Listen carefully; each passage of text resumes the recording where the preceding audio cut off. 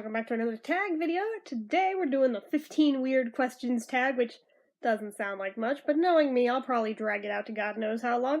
We'll just see how it goes. But yeah, I did this, I got it from my friend Carrie's channel over at Persevering Star, who, even though she hit her 1,000 subs, yay! You should still subscribe to if you're not already, because she's just awesome, and yeah. So anyway, I wrote them down, because I don't trust my computer to not die if I bring it over here and not plug it in, so, you know, as you do. So, got them all over here, and we're gonna get started. So anyways, first one, I feel like I've answered this one in certain ones before. What's a nickname only your family calls you? Useless asshole? I mean, no. Well, my aunt decided when I was a baby to call me Neefers, and she still embarrassingly calls me that. Yeah. There's also the uncle who called me Jen. And then later, because of the Paul McCartney song Jenny Wren, that nickname took off. I'm more okay with that one for obvious reasons, but yeah, I'm okay, but he's the only one who calls me, so, but, yeah. I'm trying to think, are there others? Oh, well, I guess there was Princess. Nobody really still calls me that. I kind of just appropriate it myself, but they used to when I was little, so, I mean, I've got my pigtails going. Not really because of anything, just I felt like it, so. Anyways, yeah, I'm kind of blank, apart from those, so. Next question, what's a weird habit of yours? Probably all of them, but they're probably all weird. Oh, let me try and think of one. What is a weird habit of mine? Well, we did just talk about in the January favorites video how I go through my streaks of, like, just listening to a single song over and over and over and over and over, like 24 freaking hours a day. I never hit burnout on it, just until my brain decides, okay, I'm ready to move on to the next thing now. And then it picks another one, and I go through it all over again. Sometimes it'll do it with a full album, but a lot of times it just, like, it'll usually start with a whole album, and then it'll, like, zero in on one track and just obsess. And sometimes it'll be a day, sometimes it'll be a week, sometimes it's a few weeks. Yeah, so, I mean, that's probably kind of weird. I think that's one of my Asperger's syndrome things, but maybe there's other people who do it who don't have that. I don't know. If you do, let me know. I feel like I'm one of the only people who does that, honestly, so yeah, it's pretty weird, and it drives other people nuts for good reason. I do it with movies, too, and TV shows, like zeroing in on specific episodes, or more broadly, I'll just rewatch an entire series. It has to be in chronological order. Doesn't matter if the episodes actually connect in any kind of an order. No, it has to be in chronological order. It has to. I am that anal retentive about it. Even when I have, like, an entire series of something on DVD, and I could easily skip around to a single episode. No, not an option for me. Has to be in order. It's just how I operate, guys. So it drives other people freaking nuts. Oh, also with movies, like, if I'm going through, like, an artist's, like, I almost said discography, their filmography also has to be in chronological order. A lot of times with my faves, I will do it around the time of their birthday, and it has to be in order every year. Just saying. And people are like, oh my god, Jen, why? Why do you do this? And I'm like, I don't know. To me, it feels normal and right, and it's not hurting anybody, it's just annoying to others, I guess. It doesn't bother me any, but otherwise I wouldn't do it if it bothered me, but it's kind of weird, I guess. Do you have any weird phobias? You're asking me. The phobia queen, who has a phobia of just about everything on Earth? You're really asking me that question. Should I just, like, leave it with that being the answer? Because you all damn well know I've got about 1 million different phobias. Let's think of a weirder one that's really random and not based in any kind of fact. Scorpions. I have a friggin' phobia of them. I can't even see a photo of one without having a full-on panic attack. It's like Kimmy with spiders. Like, you even mentioned the word scorpion to me. I get very uncomfortable. I'm uncomfortable even saying the word myself to tell you guys this. So just saying. Just saying. I live in an area that does not get them natively. Granted, when I went and visited my aunt that lives in Arizona, I lived in mortal fear that I would encounter one. Yeah, apparently they do encounter them a lot. I thankfully didn't, or I would have never gone back. But no, I very mercifully, knock wood, did not. But yeah, that's it's kind of weird. Like I said, it's not really based in anything other than they just terrify the crap out of me. I went to some dangerous animals exhibit with my dad when I was little, and they had a bunch of different things out. Like, they were obviously the behind glass and shit, and like, safety-containing apparatuses, but... So it wasn't like just a wild scorpion on the loose out to kill everyone and everything in its path. It was in a friggin' container. It couldn't get me, but Jesus, it just... Actually, that exhibit gave me a lot of phobias of different things. Pufferfishes, lionfishes, rattlesnakes, venomous snakes in general, just... Yeah. And it, like, sparked off a whole OCD thing that went on for, like, 2 or 3 years after that, where I would randomly remember something from it and go into full-on panic. And if I was, like, eating at that time, I had to, like, mentally go through, like, a checklist of, like, the most dangerous one of those creatures and, like, go down a methodical list till I got to the least dangerous of them, and then start going through, like, normal animals all the way down to, like, a goldfish, which is perfectly safe. And then it would be safe to eat my food. And I had to do it with every bite. Like I said, this went on for 2 or 3 years. And I did it almost every single day, at every meal. And it took me freaking hours to eat food. Just... not proud, but I guess this also goes with the weird habit thing, although it's not a habit anymore. Oh, that's another OCD habit that went on for a while. I believed my spit was toxic if I so much as heard the word death, or dying, or anything like poison, or anything to do with something dangerous, and would have to spit it out. And I kept a trash can near my bed, so I could just spit, like, every mouthful of spit for hours on end, if need be. It drove my mom nuts. That went on for more than a few years. That one started around, like, age 7 and went on until, like, my early teens. I should have been medicated real early, frankly, but no one wanted to put me to a shrink for some reason. I don't know. I don't really know where that manifested from, but I'm gonna be 100% honest with you guys. To this day, if I am eating something and I hear mention of, like, death, dying, poison, anything like that, I can't finish it, because I'm convinced it's poisoned. I won't spit things out, but I will not be able to touch another bite or another sip of whatever it is. Very embarrassing, but, you know, right in there. Weird phobias, what else?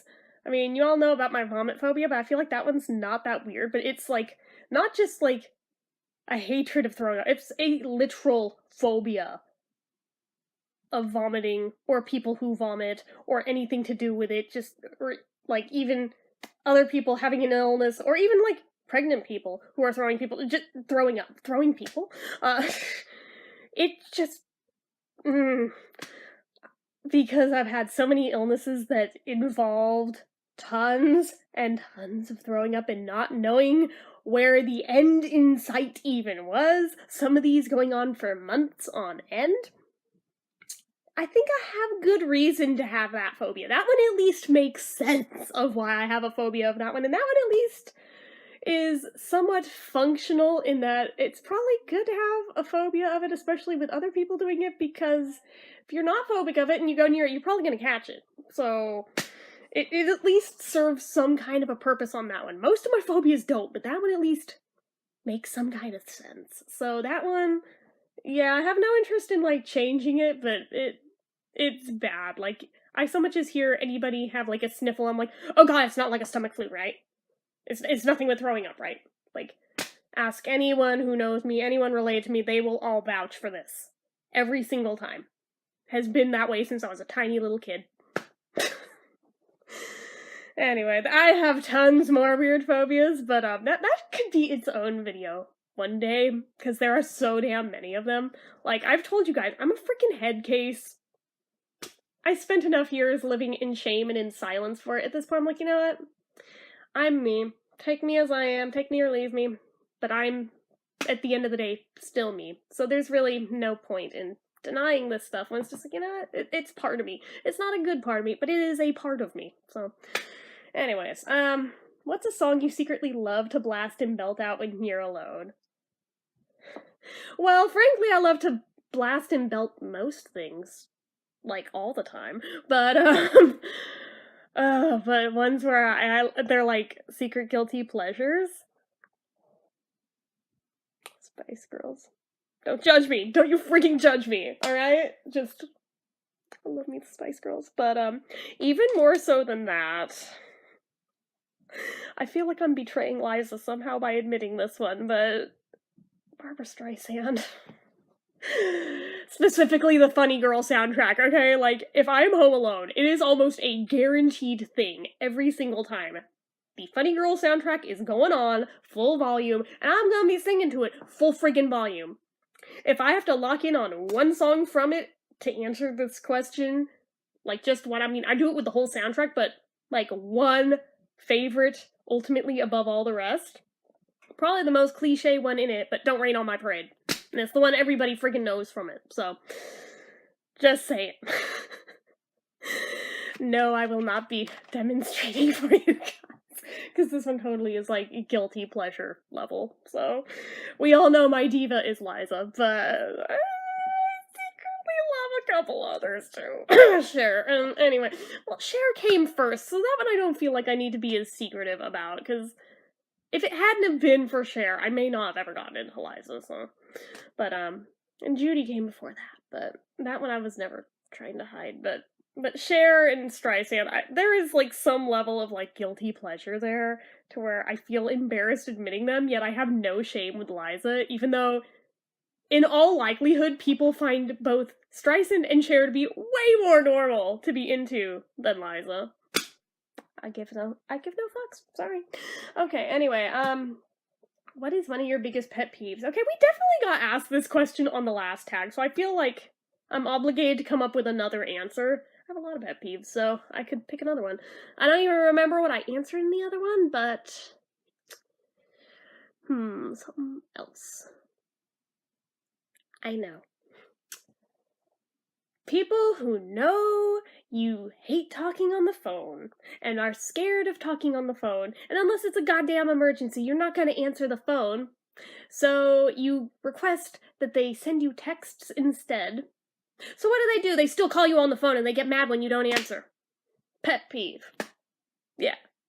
I will expand this into a full vlog one day, just my phobias involving the phone, because that's... There you go, there's another weird phobia, the phone! I told you, I'm just phobic of everything, and I'm not even, like, trying to diminish the word phobia. I legit do have phobia-level phobias of all these things, and many more. I spent 8 years in therapy, I probably could use 8 more. Or more. Yeah, anyway, let's see here. What's one of your nervous habits? Oh, we've talked about this so many times. Like, my biggest anxiety tell is I will bite my lips till they bleed. That is a big part of, like, my weird lip balm obsession, is because if I feel that on it, and my teeth hit it, it's like an aversion sort of thing. It's like, ugh, and I'll stop biting. But if there's nothing on them, I will seriously bite them until they bleed and still keep going. Like, I will be a bloody mess. You guys have seen the aftermath of it many times over. Pretty much anytime my lips look janky as hell, generally it's the result of an anxiety thing. So, what side of the bed do you sleep on? Depends which direction you're looking at it from. I guess if you're, like, standing at the foot of the bed facing it, it would be on the right. But if you're the one on the bed laying on it, it would be on the left. So for me, it feels like the left, but for someone else to look at from the foot of the bed, it would be the right. Trick question, I feel like. And that's just on this bed. It's not like set in stone with every bed ever. This is just with the one I have here. And originally I slept on the other side when we first moved in.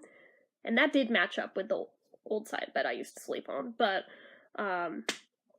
basically the only reason it switched was I got like a little bedside table. Not a nightstand. I have a nightstand too, but I also got like a little bedside table that I put my laptop on just to have it nearby because Lord knows I never turned the damn thing off ever.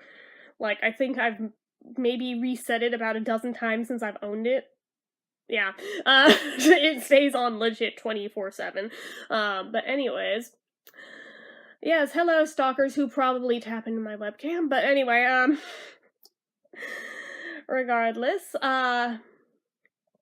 yeah, because the nightstand, or not the bedside table with the laptop on it is next to that side of the bed. I sleep on that side of it because easy access. I wake up about a gazillion times throughout the night just because I have panic attacks in my sleep. I have my whole life.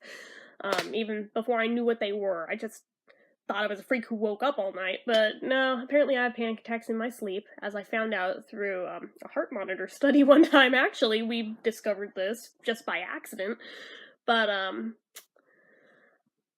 But yeah, so it makes sense to just do a really, really quick email check. I don't, like, answer stuff in the middle of the night. I just, like, look and see if there's anything. I'm up for, like, maybe 2 or 3 minutes. I go right the frig back to sleep.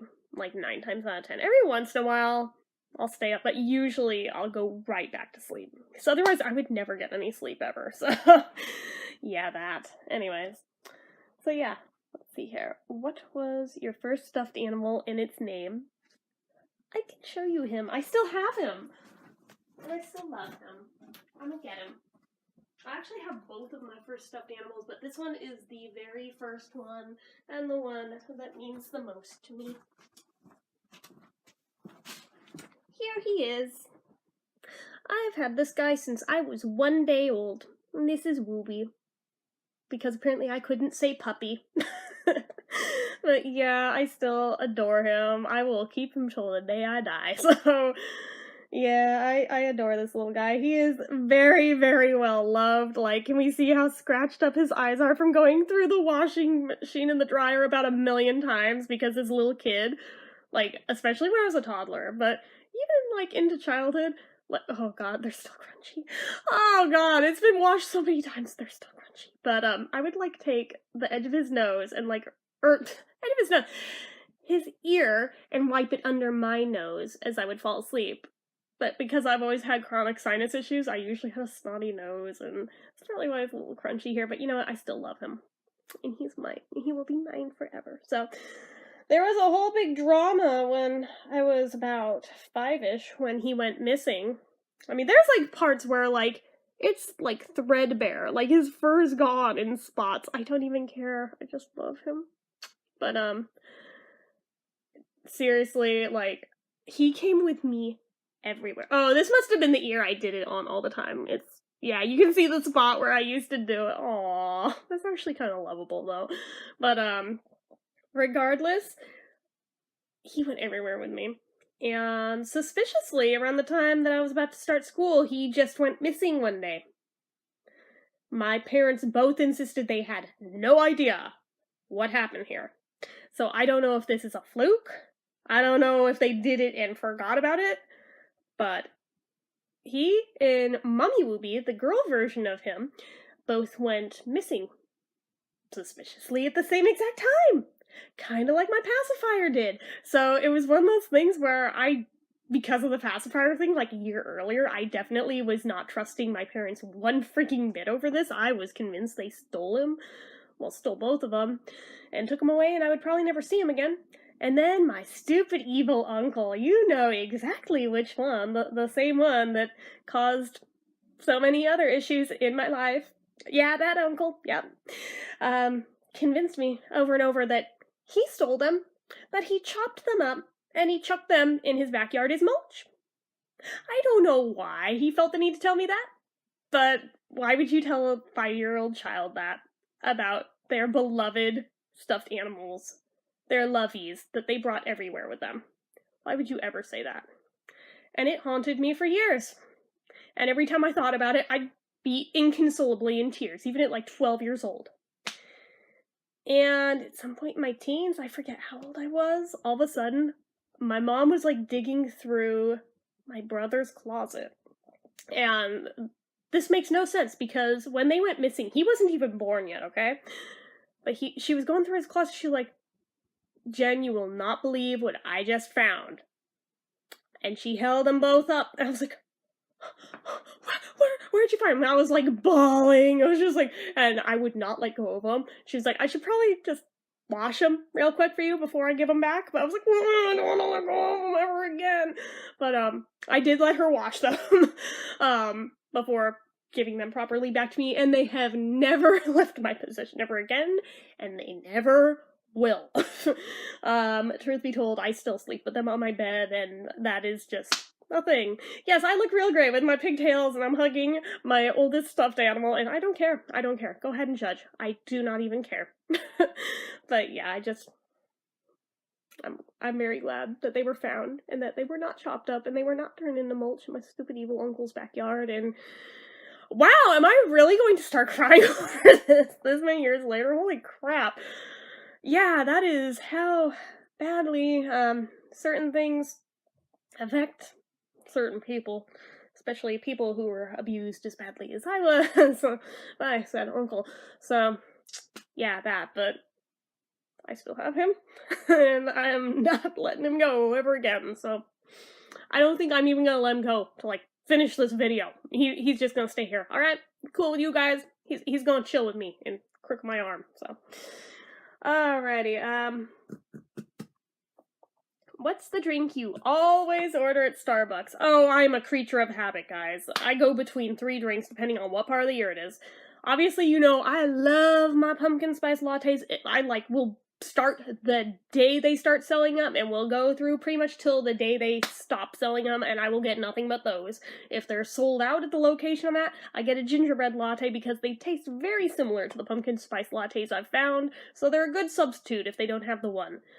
Now, when it's not in that season, and it's cold out still, I'll get a vanilla latte just because I'm a basic bitch. They're sweet, they're warm, they're comforting, no frills, just it is what it is.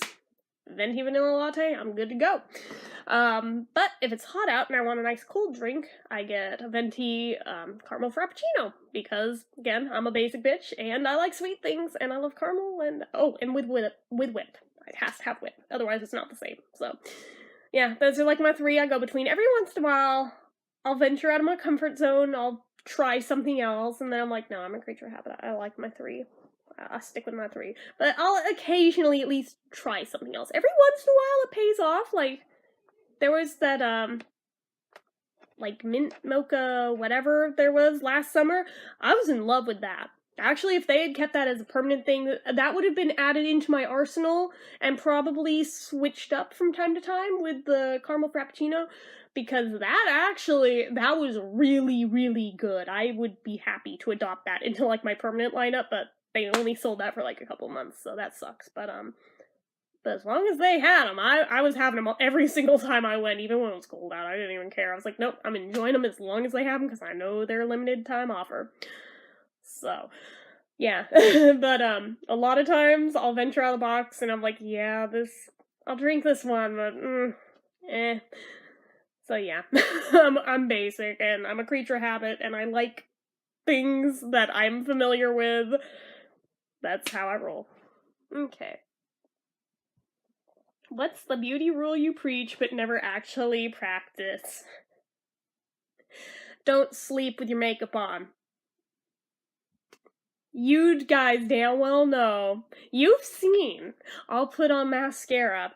And then, suspiciously, for several days in a row, I'll have mascara on, but I'll also have some shadows under here, as much as I try and lick my finger and wipe. Yeah, that's like my tell that I have had it on for a few days in a row, and I've just, like, topped it up but I'm also trying to, like, get rid of the, like, linebacker under-eye blackness that's happening from, you know, falling asleep, rubbing my eyes, what have you, of it being there for that long. I'm gross. I know. Okay, which way do you face in the shower? This one's also kind of a trick question, and to explain it, I think I have to show you my shower, so hold on just a sec. Okay, so my shower has 2 heads in it. There is one up here, and one up here. And as you can tell, it's a rather large shower. Like, I'm sweeping my arm back and forth, and like this is almost big enough to where I can like lay down in there almost. So okay, now I'm gonna go back to my spot and talk normal. Okay, so now that I've shown you what I'm talking about, I showed you shower head 1 and shower head 2. When I get in there, I'll turn them both on. Like, I realize a lot of you are gonna freak out, but you live in California, that's a waste of water, drought. Yeah, bite me. Even during the drought, I turn them both on, so no, I just took shorter showers, but I'll turn them both on, wait for them to get both nice and hot, I get in, and I face shower head 1. And that is the one where I will soap up and get shampoo in my hair and everything. I'll face that one. Now when I rinse it off, for whatever the hell reason, I feel the need to turn around and face the second one. Like, the first one is for the applying of soap and shampoo. The second one is for rinsing. I don't know why this is. This is, for some reason, how I do it every single time. Now, if I shave my legs in there, I, like, duck out to the side where I'm out of the line of fire of the water and will, like, sit on the floor and do them. But for everything else, it's just like a constant back, forth, because I have to shampoo my hair, and then I have to rinse the hair, and then I have to put my scalp treatment on with, it's just apple cider vinegar and water in a spray bottle, and then I turn around and rinse that off in the other one, and then I go back and I put conditioner on, and then I rinse it off in the other one. So it's just like back, forth. I don't know why I can't just do it under the one. I mean, I suppose I could, but I mean, you have two. You may as well utilize both, right? I mean, I don't have a handheld in there. I've only got the 2. They're up on the wall, so it's easier for me to, like, make use of both than to try to, like, screw around with just the one that's locked into place, you know? So anyways, next question. Do you have any weird body skills? What does that even mean? I know Carrie said that, like, she can tie a knot in the stem of a cherry. I can't do that. And it pisses me off so bad that I can't do that. I've had multiple people try and teach me. I can't do it. I cannot do it. I can roll my tongue, but that doesn't even feel like a skill. It's just a thing that genetically you can do or you can't. There's no learning curve to that. I mean, it's kind of like the Spock hands thing. Like, some people can, some people can't. But again, that's not really a skill, I don't feel like. So, body skills, I can walk on really hot concrete and it doesn't hurt my feet, but that's not really a skill because that's just calluses on the bottom of my feet from doing that over my entire lifetime. So I don't know if that counts, but that's a thing. Other people are like, oh my god, how is that not hurting? And like, I don't even feel it because they're so calloused. But yeah, my feet are gross. Don't, like, ever look at my feet. At least not the bottoms of them, so. Yeah, that, anyways. But I don't really consider that a skill, but it's more of a skill than the other 2 things, so. Why is a quote from American Pie coming to mind? At one time at band camp, I stuck a flute on my— No, I did not. No. I've also never been to band camp, so, and I never played the flute, so, no. But, for whatever reason, friggin' Michelle in that movie just popped into my head, like, yeah, no, that's not a skill either, but, no. Oh my god, my brain is a weird and terrifying place. But sometimes it's funny, at least to me, anyway. The rest of you are probably like, dear god, you are a pervert, and for as big of a prude as I am, I kinda am a pervert at the same time. How does that even happen? How can you be a prude and a pervert? I don't know. Let's see here. What's your favorite comfort food or food that's bad, but that you love to eat it anyway? Oh, duh, chocolate, we all know that. Like, Cheetos Puffs, they're terrible for you, and yet I eat them anyway. pastaroni, like specifically the fettuccine one. Terrible for you. I eat it anyway. Like the entire box. And I'll call it a meal. Yeah, it's really bad. It's supposed to be like several portions for different people. I'm like, yeah, no, this is just my meal. So this is my lunch. But yeah, shit like that. I'm gross. Okay, we're almost done. What's a phrase or exclamation you always say? Pretty much any curse word under the sun, I think, could apply here. I say dude a lot, and hella, but that's kind of just a Bay Area thing. Let's see, what else? Oh, here's one that I know. Especially Carrie has cracked up in the comments section more than once over. When I just blurt out, oh, son of a whore. I don't even know where I got that from, but yeah, I do say that more than I should. Same with fuck bunnies, same with ouch kabibbles, same with douche canoes. There's a lot of colorful ones. I don't even know where they came from on a lot of them. I at least knew where douche canoe came from, but most of them are fully random. Don't know, I must have picked them up somewhere, but they've made it into my lexicon, and they get used way more than probably should. Okay. Time to sleep. What are you actually wearing? Shut up, perverts! It's not what you think. In all likelihood, it's way less exciting than you think. But, honestly, whatever I fell asleep wearing, like, from the previous day, like, I crash out and whatever the day's clothes were, that's what I typically fall asleep wearing. I have plenty of pairs of pajamas, I'm just too lazy to friggin' put them on. And if I do, I wear them into the next day as just clothes, because I'm a lazy bum. So, there's that.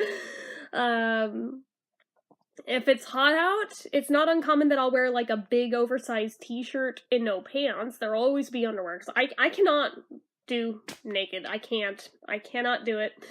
I'm sure that's also part of the whole sexual abuse thing. I just cannot deal with being naked, but, weirdly, I can deal with being topless, but I feel like that has to do with so many freaking doctors have had to look at my stupid chest that that one doesn't even bother me, but I cannot do bottomless. But, yeah, it's not uncommon that I'll wear, like, undies in either a t-shirt or sometimes no shirt. If it's really hot out. It has to be really hot for that one to happen, because usually I'm still uncomfy if I don't have something on top, but if it's like 90 or hotter out still at bedtime, yeah, you better believe I'm going to bed in probably just underwear and that's it. Bras are uncomfortable to me in the best of times, and yeah, I'm sure as shit not gonna sleep in one, so that's not happening. But underwear, yeah. And on bad anxiety nights, if it's super hot out, I will probably have either a thin pair of cotton shorts over said underwear, or sometimes, like, guys' boxers over the underwear to give me, like, one more layer so I can feel a little more safe and secure without having to put on, like, full-on pants or something. It's just, like, one more layer so I feel, like, a little bit more safe. I don't know. I'm not currently in any kind of danger, so I don't know why my brain still holds on to that this many years later as a grown-ass adult, but I guess there's certain things like that when you went through enough years of that shit that your brain just does not let go of ever. But yeah, that... I guess one step weirder, I guess, with the boxers, because a lot of the boxers belonged to my grandpa, but he never wore them. To be fair, they still had tags on everything. It was like my, not the one that lived here, but the other one that died, like, 15 years ago. That one. Like, when he died, like, he bought clothes all the time, to the point where, like, there was tons of stuff in his wardrobe he'd never even worn when he died. Still had the tags on him. And there was, like, a stack of, like, these boxers that just, honestly, they just looked like normal shorts, and they had, like, paisleys and hippie prints all over, and I was like, honestly, these are really cute. Like, I know this is gonna be weird to ask, but would it be okay if I took some of these? Like, after he died, and they were trying to figure out what to do with his stuff, and they're like, I guess. I mean, he was kind of a small man, so they weren't very big, but, that's why they fit on me, but, yeah, it was just one of those things where it's like, You wear your grandpa's boxers? Like, well, he never wore them. They still had the tags on them, so it's not as weird as it sounds. Just, I mean, yeah, I know. But, I mean, they don't look that boxery. They just look like shorts with hippie print on them. So, I don't know. And again, they always have undies on under anyway, but yeah, I know. You're just like, that's probably not normal, Jemba. I'm like, yeah, but again, still had tags on them. He never got to wear them. If he had worn them, trust me, I wouldn't have been asking for them, because, yeah, I would agree in that case. Ew, no. Like, even they've never even been worn. I'm like, I pre-wash them just because I pre-wash everything when I get it, but what's the big deal? They were never worn. So, I wear them. I mean, what else you gonna do? Toss them in the trash? They were perfectly good shorts, but they had hippie print on them. I liked them, so. But yeah, so that's a thing. They occasionally get worn. Oh, I just noticed a tear in Woobie's ear. I wonder if I can fix that. Like, teeny little tear. Poor baby. But, anyways. Yeah, so that is pretty much, depending on the time of year, what I will sleep in. Every once in a while, I will actually put pajamas on, especially if it's, like, really, really cold out. Usually I'll put on, like, thermal pants and then pajama pants over that, just to give myself more layers to work with, because I'm always freaking cold, but, so that's occasionally a thing, but usually, yeah, I'm too damn lazy to actually put on proper pajamas. It's just whatever I crash out wearing, like, 9 times out of 10, so usually, like, full on, like, most people are like, how can you sleep in jeans? I'm like, well, because I don't really wear tight ones, so it doesn't bother me. They're just pants, and again, they don't bother me. If they bothered me, I'd take them off, but they don't. So that's how I'm able to fall asleep in them so easily. And my mom used to give me shit. She's like, this is why you have stretch marks on your legs. I'm like, that's literally not how stretch marks work, but okay. That has to do with you hit puberty and your skin had to stretch quickly to accommodate your growing body. I only ever got them, like, on my hips, but, and even then, not that bad, but yeah, she was, like, convinced it was because I fell asleep in jeans all the time and just wore nothing but jeans. I was like, yeah, no, that's not how stretch marks work. And she always held it over my head that, well, I never got any, so I know what I'm talking about. I was like, well, you're lucky that you never got any. I'm not so lucky. I got my dad's skin. Apparently, all of my siblings all got my dad's skin, and we all got stretch marks, apparently all in the same place. So I'm thinking it's genetic, and apparently we took after Dad. Unlucky us. I already knew I got my dad's skin, so that shouldn't surprise me that I also got his stretch marks, but at least I'm the only one of my siblings that, well, no, I can't say only one of my siblings, because my brother only got him on his hips, but my sisters both got them on their boobs, too. I've never seen them, but I've been told they got them there. Because I forget how the subject of stretch marks even came up, but this is why I know all my siblings have them, because there was some conversation at some point in time where this came up. But yeah, it was one of those things where Kim was like, what do you mean you don't have them on your boobs? I was like, I never got them on my boobs, because I never really got boobs. But, you know, that's kind of part of it. I bet if I had gotten boobs, I probably would have gotten stretch marks, but them's the breaks. I mean, plus side of not getting boobs, also didn't get stretch marks. Also don't have anything that's really gonna sag too much one day when I get old, so there's that silver lining, I guess.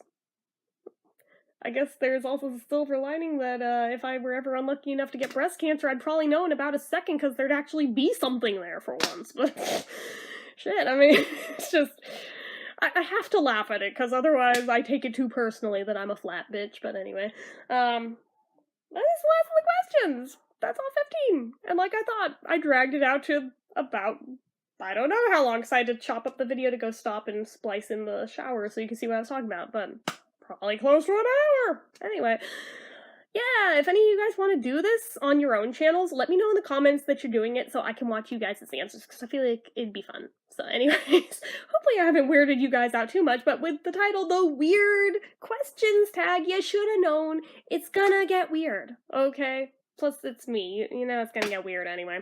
But yeah, so anyways, that's it from me for this one. So, as usual, if you like this video, go ahead and hit the like button. If you're not already and you'd like to be, click subscribe. Make sure you hit the notification bell so you never miss an upload. Leave comments down below. Make sure you follow my social media accounts. They're all listed down below. And if you like what I do on this channel, in these videos too, I guess, but on this channel, and you'd like to help support it, the donation link, as always, is in the description. So anyway, guys, till next time, bye.